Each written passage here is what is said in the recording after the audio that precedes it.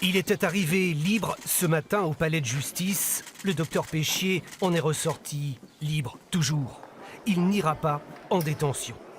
Les juges de la chambre de l'instruction ont donc reconduit son contrôle judiciaire. Pour les victimes présumées, le coup est rude. Quand quelqu'un est soupçonné de 24 empoisonnements, le fait qu'il reste libre, on ne comprend pas pourquoi. On ne comprend pas, tout simplement, on ne comprend pas. Chaque fois qu'on vient au tribunal, on se dit qu'il va y avoir du nouveau et puis qu'on va franchir une marche. Et là, on est toujours sur la même marche. Ce matin, les avocats des parties civiles semblaient sûrs d'eux. Depuis 3 semaines, pas un jour sans qu'une révélation n'apparaisse sur le docteur Péchier. Son profil psychologique, ses manquements au contrôle judiciaire et cette liberté de manœuvre, alors qu'il est le suspect numéro 1.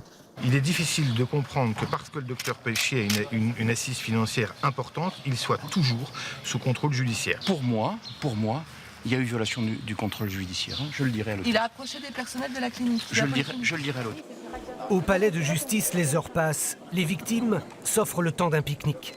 Dans la salle de la cour d'appel, un bras de fer à huis clos s'est engagé autour de l'anesthésiste ici en chemise blanche. Ses avocats repoussent point par point l'impensable. S'il est placé en détention provisoire, vous déséquilibrez complètement la possibilité pour lui de se défendre et pour ses conseils. Il faut savoir qu'actuellement, il y a près de 17 tomes. C'est-à-dire qu'on ne peut pas imaginer aller en détention avec les 17 tomes pour préparer un dossier. Les juges confirment la liberté pour l'anesthésiste, une décision courageuse pour ses avocats.